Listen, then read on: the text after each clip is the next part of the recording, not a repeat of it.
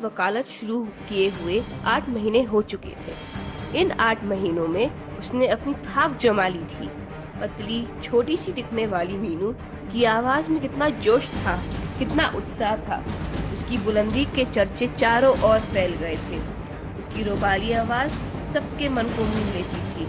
उसके साधारण रूप को देखने वाला व्यक्ति विश्वास नहीं कर सकता था कि वह इतनी साहसी होगी। पिछले 8 महीनों में मीनू अमित से मिलने 4 बार गई, परंतु केवल मरीज की एक हितैषी बनकर। पिछले 2 महीने से तो वह उसके पास जा ही न सकी थी, न उसका कोई समाचार ही मिल सका था।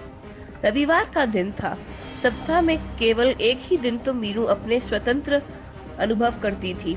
रविवार होने के कारण उसने सोचा कि वह दिन नीलिमा के साथ ही व्यतीत किया जाए। वह नीलिमा के घर जाने को ही थी कि उसकी छोटी बहन आशा अपने पति व बेटे के साथ वहां आ पहुंची।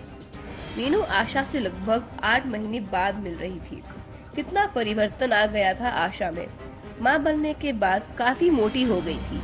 यद्यपि वह मीनू से छोटी थी, परंतु उसके सामने काफी छोटी प्रतीत हो रही थी। आशा का नन्हा बेटा कितना प्यारा था। बिल्कुल अपनी माँ का रंग रूप लिया था उसने। मीनू ने आशा की गोद से उसे ले लिया।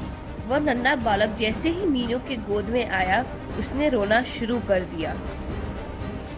बेटे रोते नहीं, अब आप अपने मौसी के गोद में हो और मौसी मासी होती है। फिर आशा ने उससे अपनी गोद में लेकर सुला दिया। आशा की गोद में उस नन्हे को देखकर मीनू का हृदय मातृत्व की भावना से अभिभूत हो उठा। कितना भला लगता है ना माँ बनना। आशा कितनी भाग्यशाली है। कुछ ठहरकर आशा के पति बाजार चले गए। दोनों बहनें काफी दिनों बाद मिली थी, इसीलिए बहुत सी बातें इकट्ठी हो गई थी। घंटों तक बैठी दोनों बहनें बातें ही कर रही थी। दीदी, अब तो आपकी वकालत भी पूरी हो गई है और प्रैक्टिस भी शुरू कर रही हो। अब आगे क्या विचार है आपका? आगे क्या विचार है इस बारे में तो मैंने अभी कुछ सोचा नहीं। दीदी, इतनी लंबी जिंदगी पड़ी है। एक अवस्था ऐसी आती है जब अपनी पति और बच्चों का ही सहारा होता है। अभी इतनी जल्दी क्या है, फिर सोच लेंगे इस बारे में। आशा को लगा कि शायद विवाह की बात दीदी को अच्छी नहीं लगी। तभी आशा ने अपनी बात का विषय बदला और मीनू से माँ, पिताजी व रोहित की कुशलक्षेम पूछी। पिताजी और माँ दोनों ठीक है। तुम्हें तो पता ही होगा कि रोहित ने अपनी इंजीनियरिंग पूरी कर ली है और अब वह दिल्ली में नौकरी कर रहा है। पहले ही महीने में उसे 3,000 का वेतन मिल रहा है।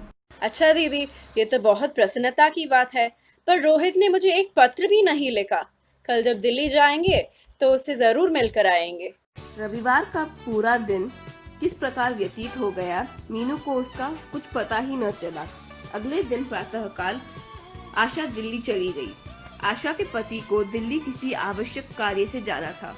आशा ने सोचा कि वह भी वहां जाकर रोहित से मिल आएगी। आशा के जाने के बाद घर में सन्नाटा छा गया। सबके बोलने की आवाज व छोटे बच्चे के रोने के स्वर से सारा कमरा गूंजता था।